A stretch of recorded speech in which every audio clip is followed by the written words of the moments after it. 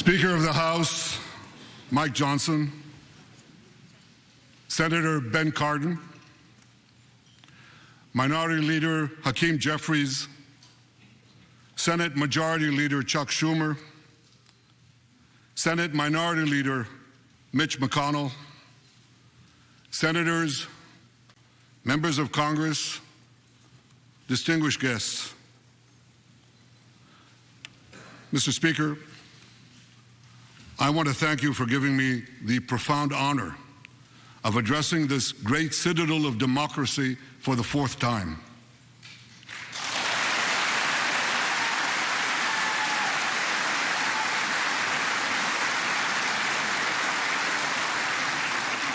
We meet today at a crossroads of history. Our world is in upheaval.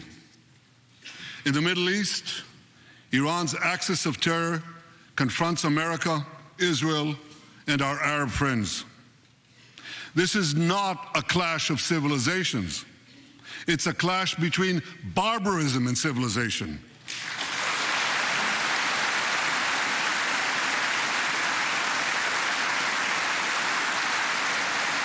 It's a clash between those who glorify death and those who sanctify life.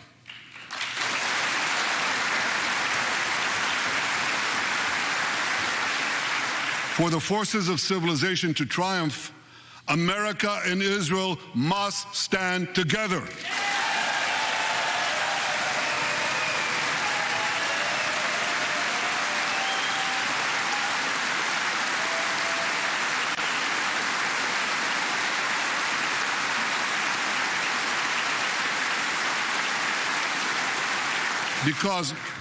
Because when we stand together, something very simple happens. We win, they lose.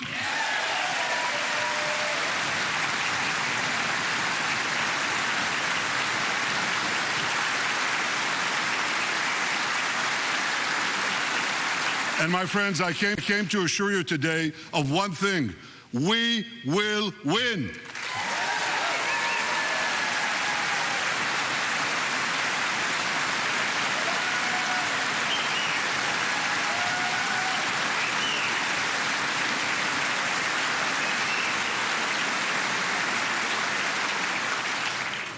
Ladies and gentlemen, like December 7th, 1941, and September 11th, 2001, October 7th is a day that will forever live in infamy. It was the Jewish holiday of Simchat Torah. It began as a perfect day, not a cloud in the sky. Thousands of young Israelis were celebrating at an outdoor music festival. And suddenly, at 6:29 a.m., as children were still sleeping soundly in their beds in the towns and kibbutzim next to Gaza, suddenly heaven turned into hell. 3,000 Hamas terrorists stormed into Israel. They butchered 1,200 people from 41 countries, including 39 Americans. Proportionately, compared to our population size, that's like 20 9/11s in one day. And these monsters, they raped women, they beheaded men, they burnt babies alive, they killed parents in front of their children, and children in front of their parents. They dragged 255 people, both living and dead, into the dark dungeons of Gaza. Israel has already brought home 135 of these hostages, including 7 who were freed in daring rescue operations.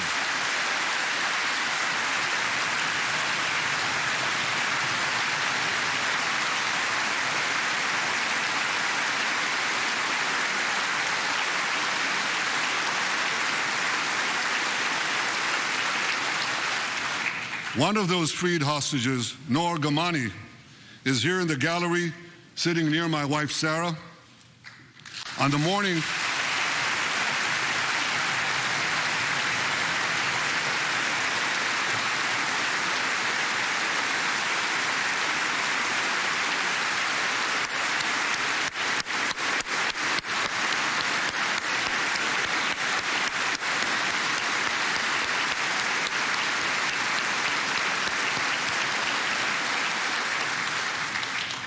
On the morning of October 7th, the entire world saw Noa's look of desperation as she was violently abducted to Gaza on the back of a motorcycle. I met Noa's mother, Leora, a few months ago. She was dying of cancer. She said to me, "Prime Minister, I have one final wish. I wish to hug my daughter Noa one last time before I die." 2 months ago, I authorized a breathtaking commando rescue operation. Our special forces, including a heroic officer named Arnon Zmora, who fell in this battle, rescued Noa and 3 other hostages.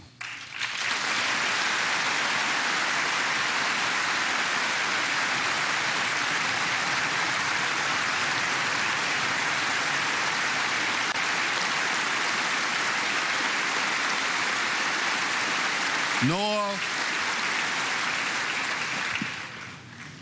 I think it's one of the most moving things. When Noa was reunited with her mother, Leora, and her mother's last wish came true. Noa, we're so thrilled to have you with us today. Thank you.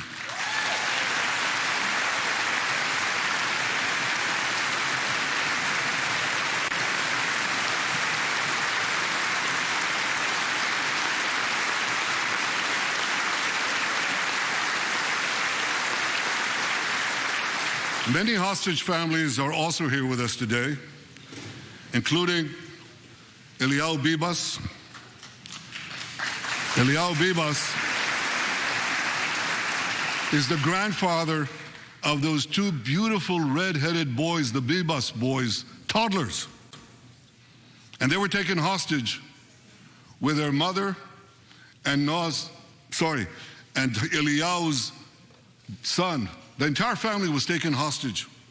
2 beautiful red-haired children taken hostage. What monsters. And with us also is Iris Chaim, whose son Yotam bravely escaped Hamas captivity with 2 other Israelis, and tragically they were killed making their way back to our lines. We have with us also the families of American hostages. They're here.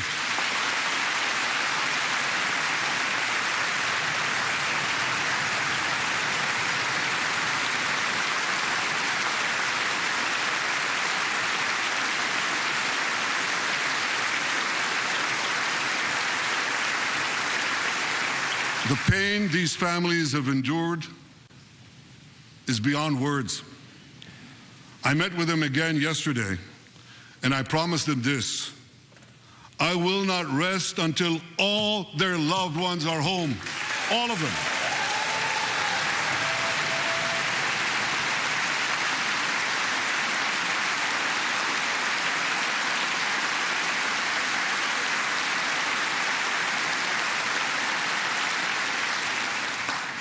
As we speak,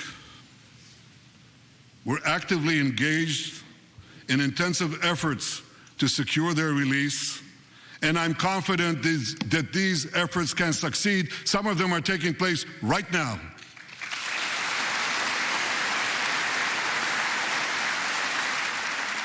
I want to thank President Biden for his tireless efforts on behalf of the hostages and for his efforts to the hostage families as well.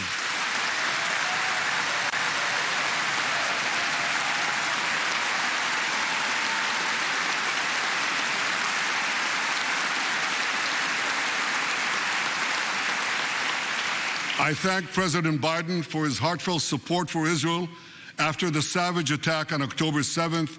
He rightly called Hamas sheer evil. He dispatched 2 aircraft carriers to the Middle East to deter a wider war. And he came to Israel to stand with us during our darkest hour, a visit that will never be forgotten.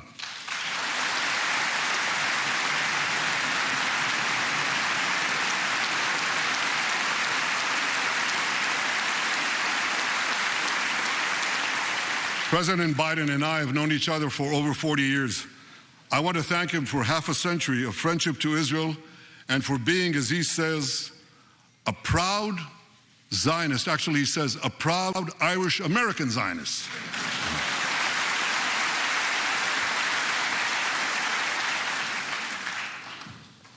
My friends, for more than 9 months, Israel's soldiers have shown boundless courage. With us today,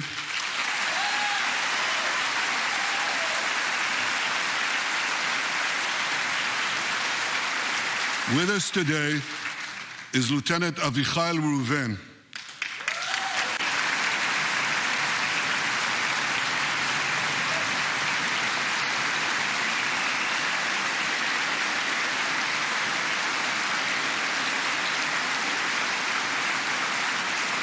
Avichai is an officer in the Israeli paratroopers. His family immigrated to Israel from Ethiopia. In the early hours of October 7th, Avichai heard the news of Hamas's bloody rampage. He put on his uniform, grabbed his rifle, but he didn't have a car.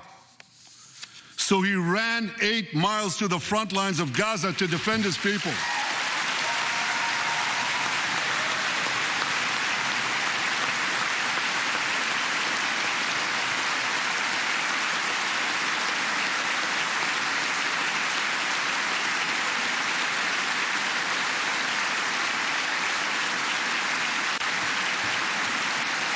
You heard that right. He ran 8 miles, came to the front lines, killed many terrorists, and saved many, many lives. Avichai, we all honor your remarkable heroism. Another Israeli is with us here today, and he's stand up right next to Avichai. This is Master Sergeant Ashraf al-Bakhiri.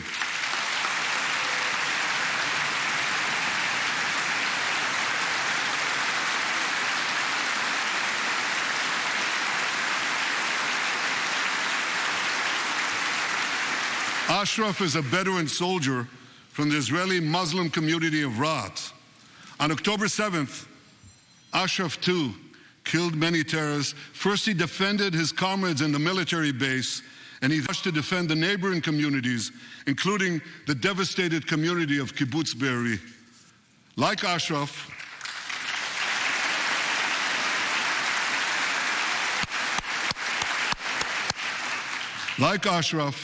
the Muslim soldiers of the IDF fought alongside their Jewish, Druze, Christian, and other comrades in arms with tremendous bravery.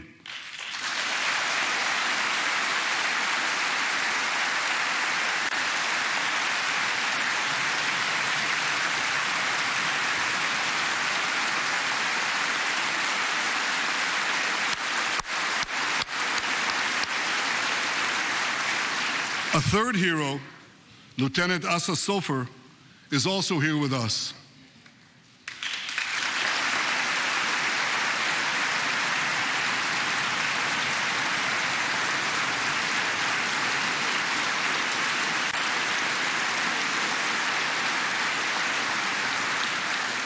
Asa fought as an officer in the Tank Corps, and he was wounded in battle. He was wounded in battle while protecting his fellow soldiers from a grenade. He lost his right arm and the vision in his left eye. He's recovering, and incredibly, within a short time, Asa will soon return to active duty as a commander of a tank company.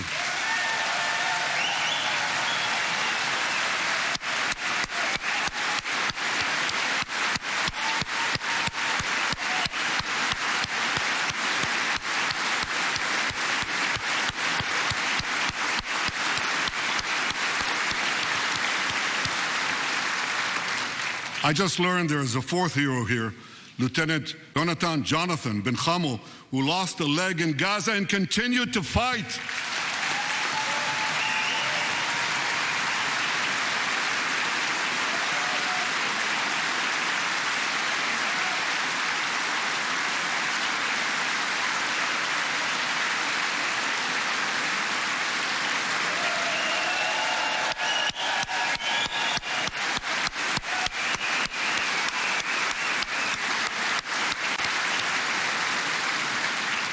My friends, these are the soldiers of Israel, unbowed, undaunted, unafraid.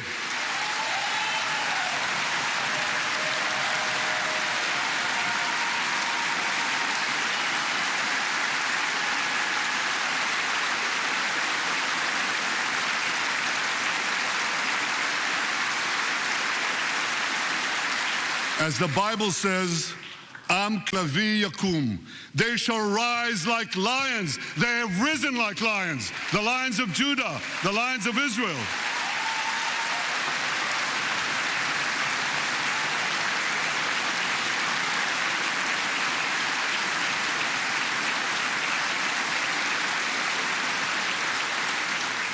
Ladies and gentlemen, the men and women of the IDF come from every corner of Israeli societies, every ethnicity, every color, every creed, left and right, religious and secular.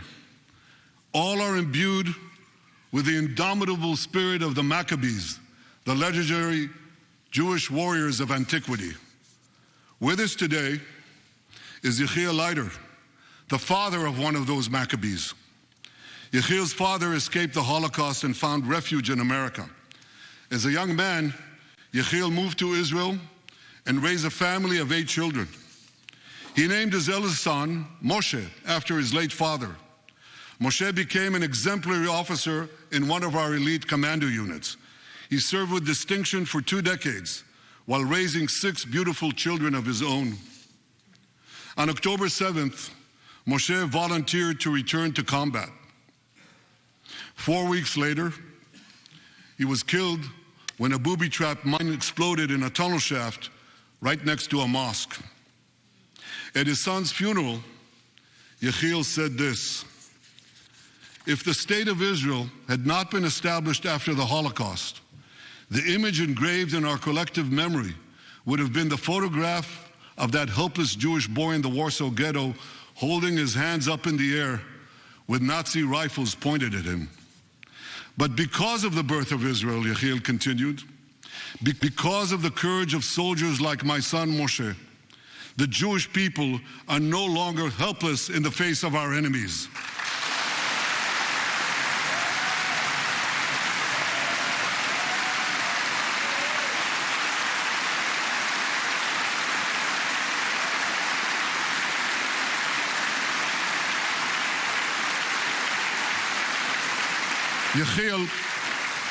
Yechiel, please rise so we can honor your sacrifice. And I pledge to you and to all the bereaved families of Israel, some of whom are in this hall today, the sacrifice of your loved ones will not be in vain.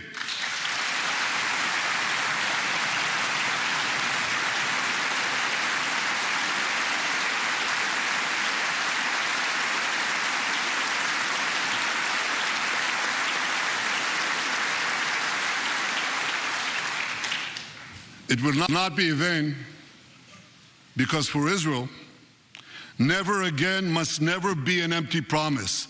It must always remain a sacred vow. And after October 7th, never again is now.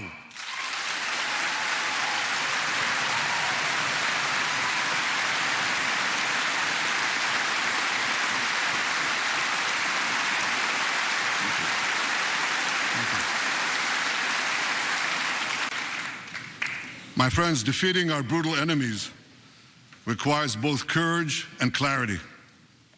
Clarity begins by knowing the difference between good and evil. Yet incredibly, many anti-Israel protesters, many choose to stand with evil. They stand with Hamas. They stand with rapists and murderers. They stand with people who came into the kibbutzim, into a home. The parents hid the children, the 2 babies, in the attic, in a secret attic. They murdered the families, the parents. They find the secret latch to the hidden attic, and then they murder the babies. These protesters stand with them. They should be ashamed of themselves.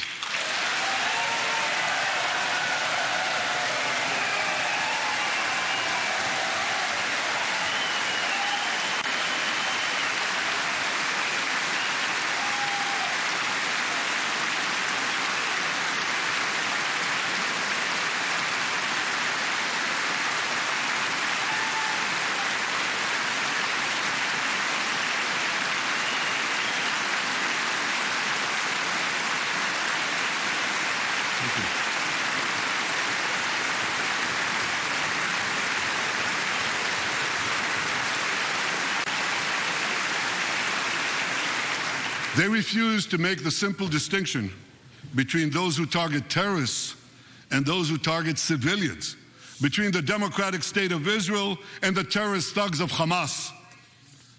We recently learned from the National Security Director, U.S. Director of National Intelligence, that Iran is funding and promoting anti-Israel protests in America. They want to disrupt America. So these protesters burn American flags even on the 4th of July. And I wish to salute the fraternity brothers at the University of North Carolina who protected the American flag against these anti-Israel protesters.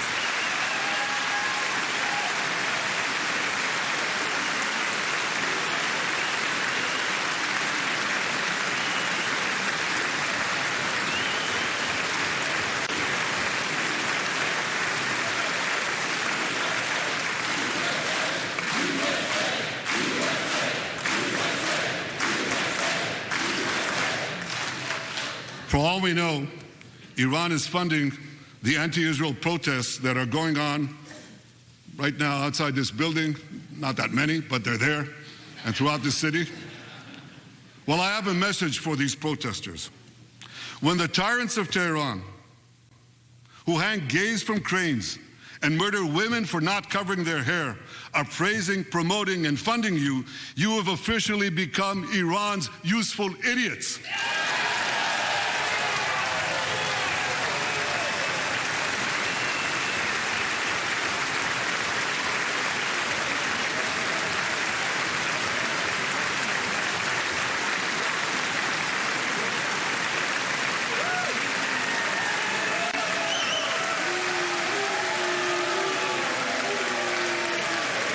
Some of these protesters, it's amazing, absolutely amazing. Some of these protesters hold up signs proclaiming gays for Gaza. They might as well hold up signs saying chickens for KFC.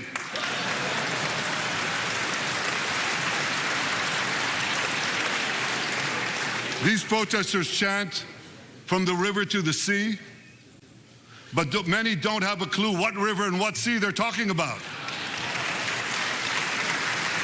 They not only get an F in geography, they get an F in history. They call Israel a colonialist state. Don't they know that the land of Israel is where Abraham, Isaac, and Jacob prayed, where Isaiah and Jeremiah preached, and where David and Solomon ruled?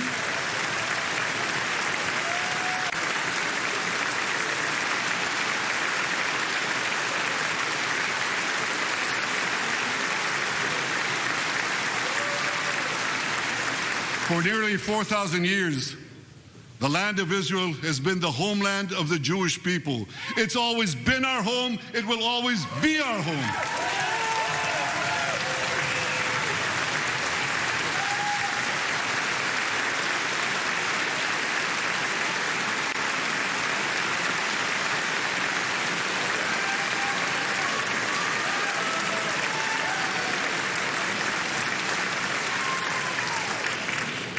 It's not only the campus protesters who get it wrong.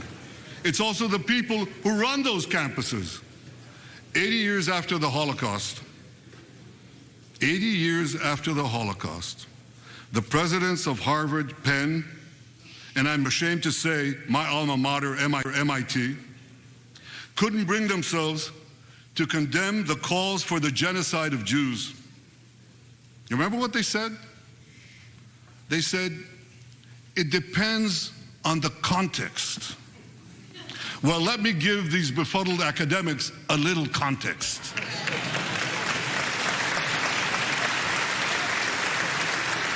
Anti-Semitism is the world's oldest hatred. For centuries, the massacre of Jews was always preceded by wild accusations. We were accused of everything from poisoning wells to spreading plagues, to using the blood of slaughtered children to bake Passover matzahs.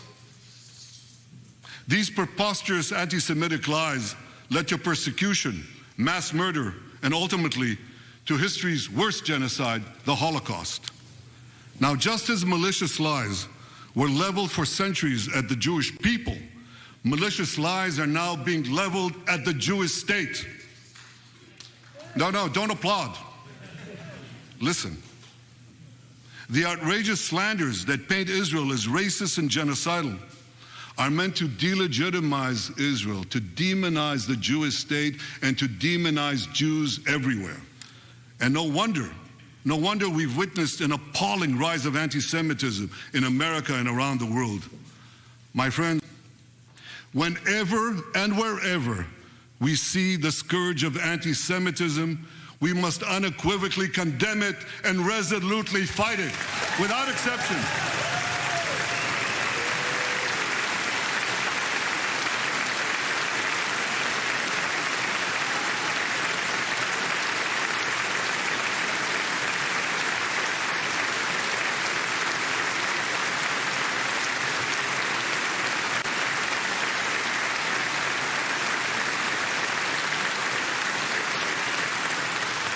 And don't be fooled when the blood libels against the Jewish state come from people who wear fancy silk robes and speak in lofty tones about law and justice. Here's a case in point. The prosecutor of the International Criminal Court has shamefully accused Israel of deliberately starving the people of Gaza. This is utter, complete nonsense. It's a complete fabrication.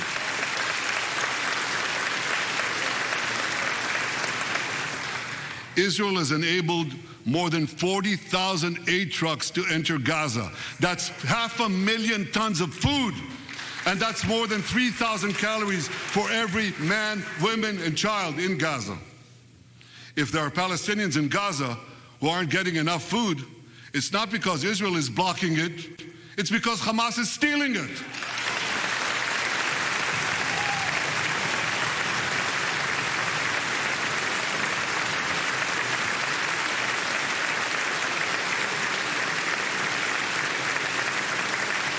So much for that lie, but here's another. The ICC prosecutor accuses Israel of deliberately targeting civilians. What in God's green earth is he talking about? The IDF has dropped millions of flyers, sent millions of text messages, made hundreds of thousands of phone calls to get Palestinian civilians out of harm's way. But at the same time, Hamas does everything in its power to put Palestinian civilians in harm's way. They fire rockets from schools, from hospitals, from mosques. They even shoot their own people when they try to leave the war zone. A senior Hamas official, Fathi Hamad, boasted, listen to this, he boasted that Palestinian women and children excel at being human shields. His words, excel at being human shields. What monstrous evil. For Israel, every civilian death is a tragedy. For Hamas, it's a strategy. They actually want Palestinian civilians to die so that Israel will be smeared in the international media and be pressured to end the war before it's won. This would enable Hamas to survive another day and, as they vowed, to carry out October 7th again and again and again. Well, I want to assure you, no matter what pressure is brought to bear, I will never allow that to happen.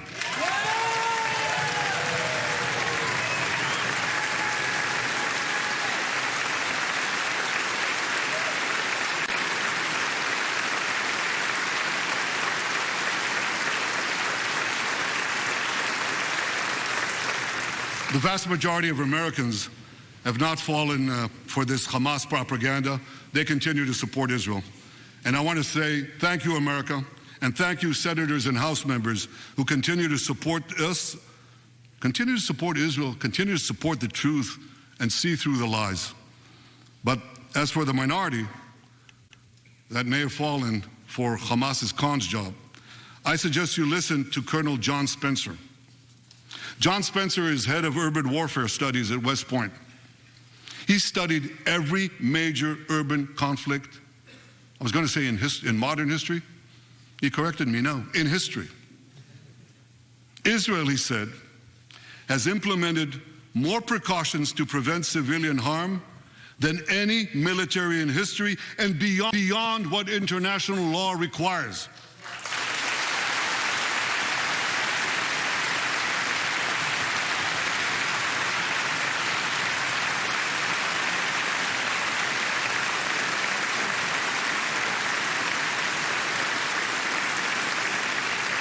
That's why, despite all the lies you've heard, the war in Gaza has one of the lowest ratios of combatants to non-combatants casualties in the history of urban warfare. And you want to know where it's lowest in Gaza? It's lowest in Rafah. In Rafah. Remember what so many people said? If Israel goes into Rafah, there'll be thousands, maybe even tens of thousands of civilians killed. Well, last week, I went into Rafah. I visited our troops as they finished fighting Hamas's remaining terrorist battalions. I asked the commander there, how many terrorists did you take out in Rafah? He gave me an exact number, 1,203. I asked him, how many civilians were killed? He said, Prime Minister, practically none, with the exception of a single incident where shrapnel from a bomb hit a Hamas weapons depot and unintentionally killed 24 people. The answer is practically none. You want to know why? Because Israel got the civilians out of harm's way, something people said we could never do, but we did it.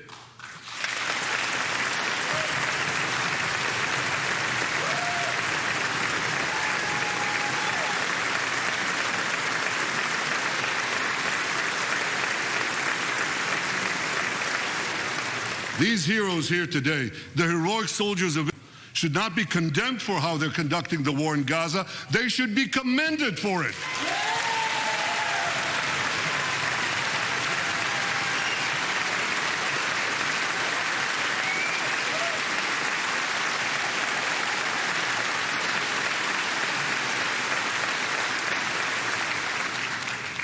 I want to thank all of you here today who forcefully opposed the false accusations of the ICC and stood up for the truth.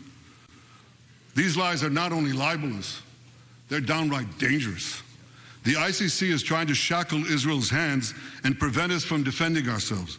And if Israel's hands are tied, America is next. And I'll tell you what else is next. The ability of all democracies to fight terrorism will be imperiled. That's what's on the line. So let me assure you, the hands of the Jewish state will never be shackled. Israel will always defend itself.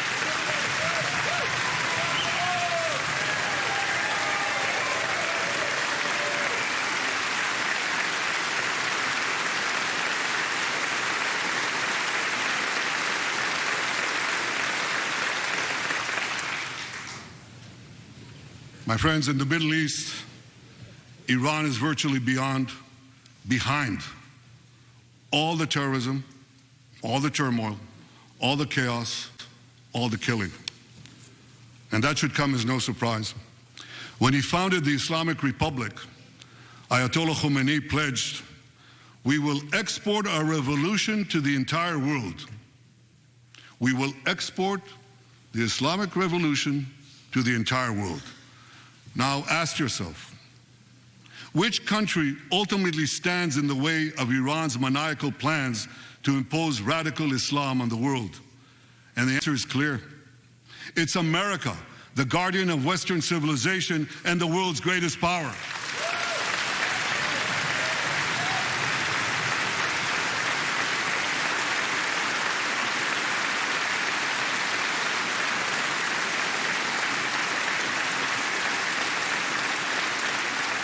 That's why Iran sees America as its greatest enemy. Last month, we heard a revealing comment, ostensibly about the war in Gaza, but about something else. It came from the foreign minister of Iran's proxy, Hezbollah, and he said this: "This is not a war with Israel. Israel," he said, "is merely a tool. The main war, the real war, is with America." Iran's regime has been fighting America from the moment it came to power. In 1979, it stormed the American embassy. It held scores of Americans hostage for 444 days. Since then, Iran's terrorist proxies have targeted America in the Middle East and beyond. In Beirut, they killed 241 U.S. servicemen. In Africa, they bombed American embassies. In Iraq, they supplied explosives to maim and kill thousands of American soldiers. In America, they actually sent death squads. They sent death to murder a former Secretary of State and a former National Security Advisor. And as we recently learned, they even brazenly threatened to assassinate President Trump. But Iran understands that to truly challenge America, it must first conquer the Middle East. And for this, it uses its many proxies, including the Houthis, Hezbollah, and Hamas. Yet in the heart of the Middle East, standing in Iran's way, is one proud pro-American democracy, my country, the State of Israel.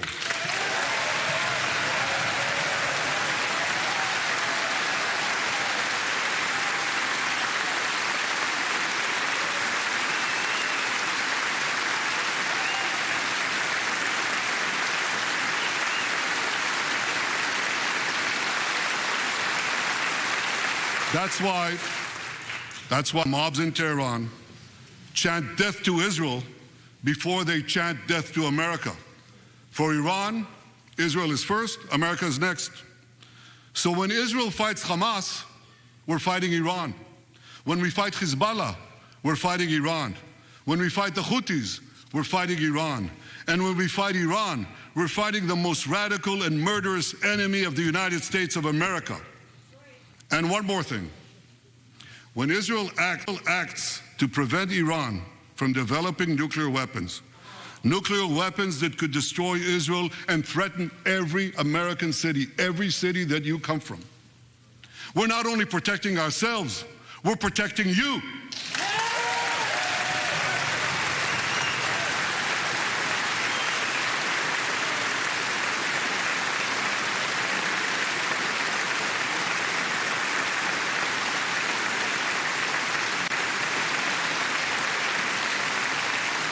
My friends, if you remember one thing from the speech, remember this.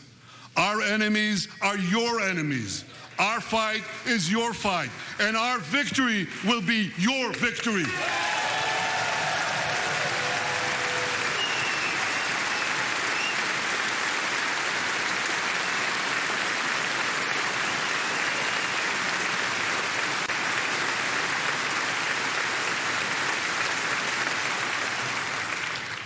Ladies and gentlemen, that victory is in sight. Israel's defeat of Hamas will be a powerful blow to Iran's axis of terror. Another part of that axis, Hezbollah, attacked Israel on October 8th, a day after the Hamas attack. It has launched thousands of missiles and drones against us. 80,000 of our citizens in northern Israel evacuated their homes, becoming effectively refugees in their own land. We are committed to returning them home. We prefer to achieve this diplomatically. But let me be clear. Israel will do whatever it must do to restore security to our northern border and return our people safely to their homes.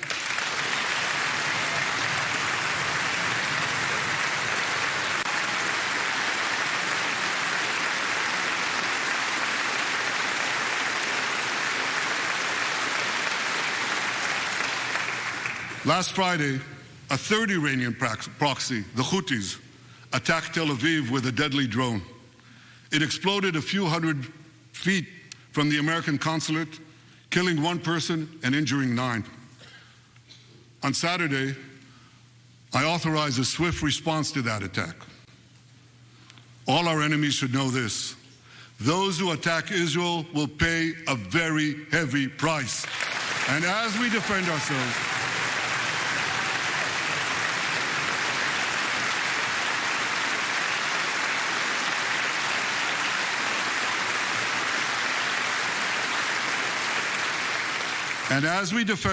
on all fronts, I know that America has our back, and I thank you for it. All sides of the aisle, thank you.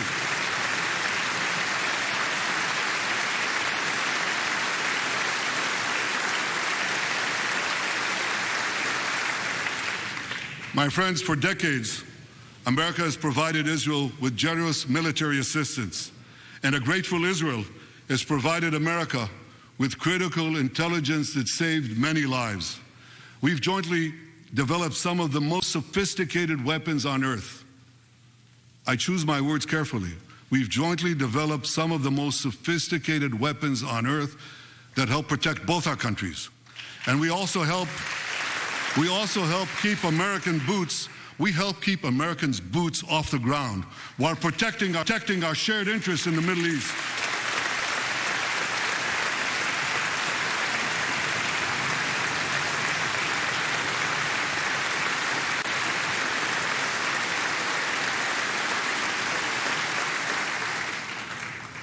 I deeply appreciate America's support, including in this current war. But this is an exceptional moment. Fast-tracking U.S. military aid can dramatically expedite an end to the war in Gaza and help prevent a broader war in the Middle East. In World War II, as Britain fought on the front lines of civilization, Winston Churchill appealed to Americans with these famous words: "Give us the tools and we'll finish the job." Today, as Israel fights on the front line of civilization, I too appeal to America. Give us the tools faster and we'll finish the job faster.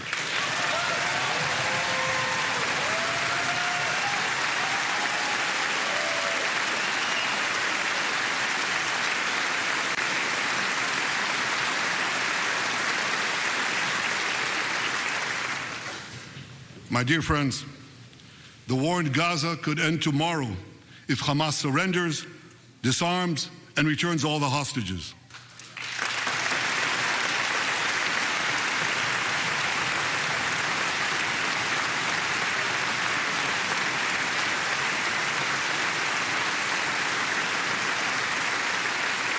But if they don't, Israel will fight until we destroy Hamas's military capabilities, end its rule in Gaza, and bring all our hostages home.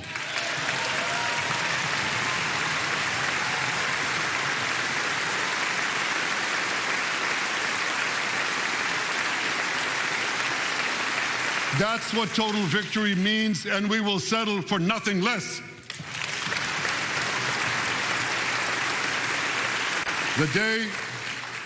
The day after we defeat Hamas, a new Gaza can emerge.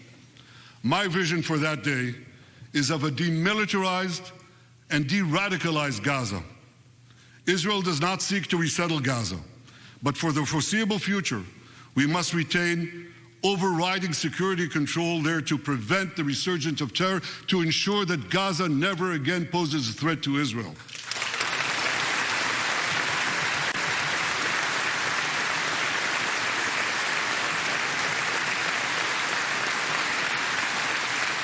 Gaza should have a civilian administration run by Palestinians who do not seek to destroy Israel. That's not too much to ask. It's a fundamental thing that we have a right to demand and to receive.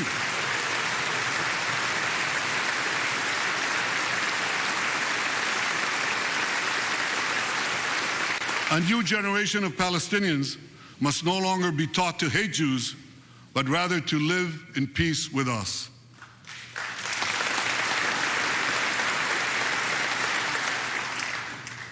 Those twin words, demilitarization and de-radicalization, those two concepts were applied to Germany and Japan after World War II, and that led to decades of peace, prosperity, and security. Following our victory, with the help of regional partners, the demilitarization and de-radicalization of Gaza can also lead to a future of security, prosperity, and peace. That's my vision for Gaza.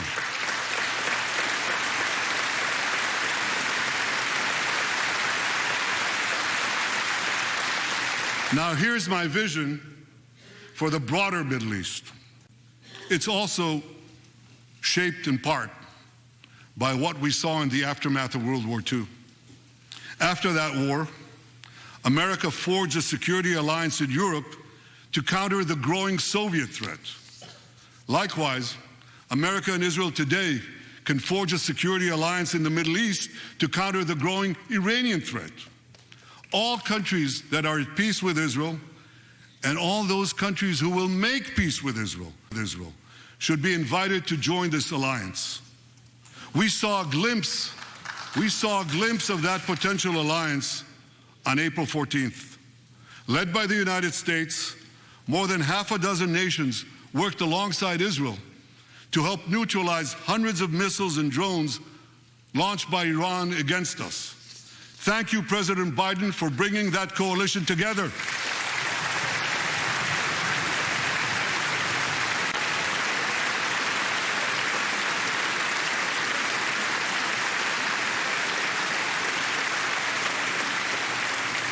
The new alliance I envision would be a natural extension of the groundbreaking Abraham Accords.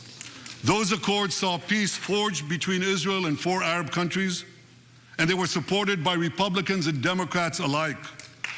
We could call, I have a name for this new alliance. I think we should call it the Abraham Alliance.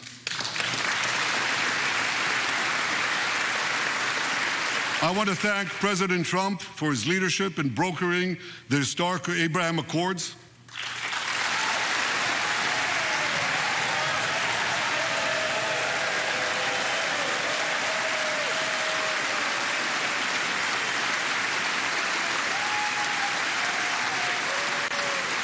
Like Americans, Israelis were relieved that President Trump emerged safe and sound from that dastardly attack on him, dastardly attack on American democracy. There is no room for political violence in democracies.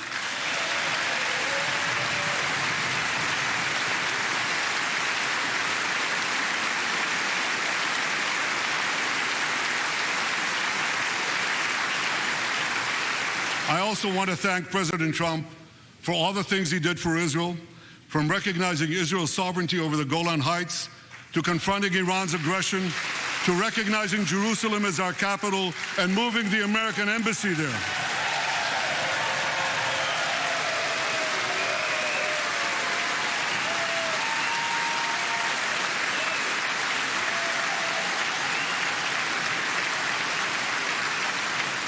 That's Jerusalem, our eternal capital, never to be divided again.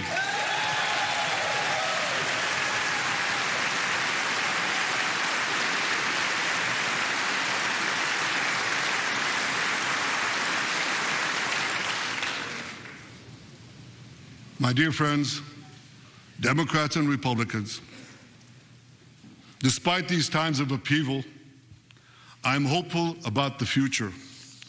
I'm hopeful about Israel because my people, the Jewish people, emerged from the depths of hell, from dispossession and genocide. And against all odds, we restored our sovereignty in our ancient homeland. We built a powerful and vibrant democracy, a democracy that pushes the boundaries of innovation for the betterment of all humanity. I'm hopeful about America because I'm hopeful about Americans. I know how much the people of this country have sacrificed to defend freedom. America will continue to be a force for light and good in a dark and dangerous world. For free peoples everywhere, America remains the beacon of liberty its extraordinary founders envisioned back in 1776.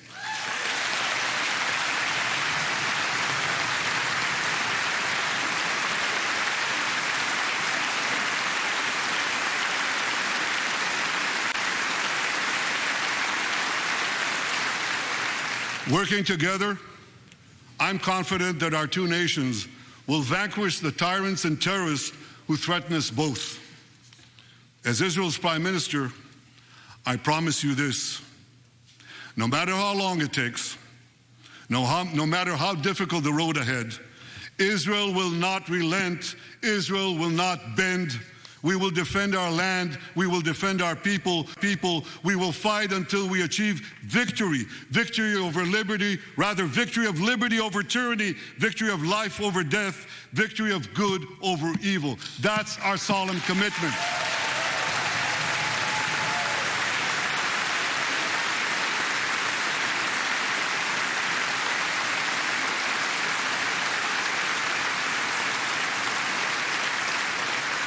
And we will continue to work with the United States and our Arab partners to transform a troubled region from a backwater of repression, poverty, and war into a thriving oasis of dignity, prosperity, and peace.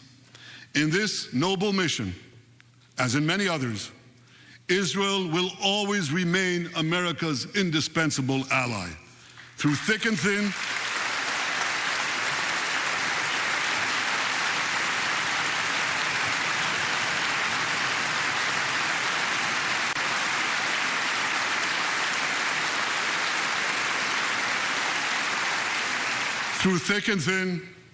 in good times and in bad, Israel will always be your loyal friend and your steadfast partner. On behalf of the people of Israel, I came here today to say thank you, America. Thank you for your support and solidarity. Thank you for standing in Israel, with Israel, in our hour of need. Together we shall defend our common civilization. Together we shall secure a brilliant future for both our nations.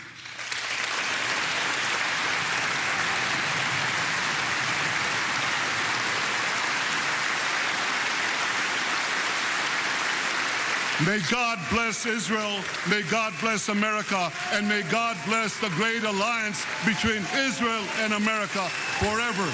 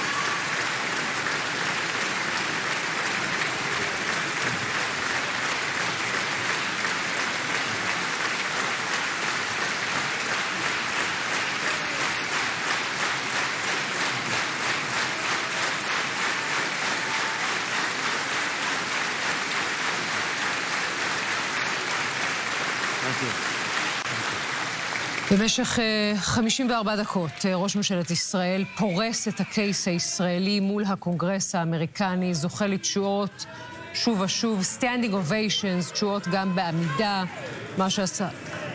מה שעשה חמאס לישראל ב7 באוקטובר, מהדהד שם בקונגרס, ונתניהו הוא דובר רהוט ביותר של הקייס הישראלי הזה. אנחנו שומעים קריאות עם ישראל חי מתוך הקונגרס.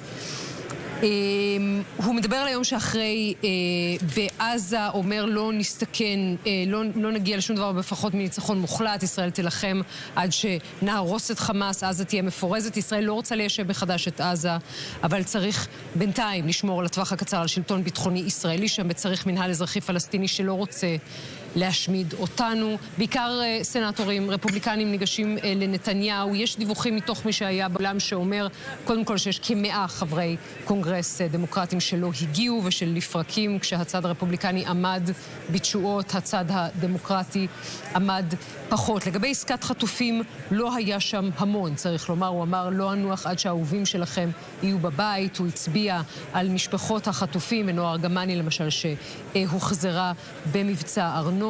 הזכרנו גם בפתיחת המהדורה שנתניהו דחה את יציאת המשלחת לקטר לשבוע הבא. שני אירועים חריגים בכל ההבדל שבעולם ביניהם במהלך הנאום הזה. חברת בית הנבחרים רשידה תליב מחזיקה שלט שבו כתוב נתניהו פושע מלחמה. להבדיל, כרמית קציר, אחותו של עד קציר, ועוד כמה משפחות חשפו במהלך הנאום חולצה שכתוב עליה הגיעו לעסקה עכשיו ונעצרו על ידי משטרת הקונגרס. אתם רואים את מיץ' מקונל, מנהיג המיעוט הרפובליקני, בין היתר ניגש לנתניהו, אנשים שניגשים אליו, חברי קונגרס, רוצים להצטלם איתו, באמת הרבה מאוד תשואות בזו אחר זו לנתניהו במהלך הנאום הזה. נאום רהוט של דובר רהוט שיודע לפרוט את הקייס הישראלי כאמור על פני 54 דקות מול הקונגרס האמריקני. אנחנו נמשיך לראות את התמונות האלה שלא עובר בין חברי הקונגרס מיד אחרי הנאום, ואנחנו מצרפים פה את החברים שמלווים איתי את המשדר הזה, וגם שם בוושינגטון ירון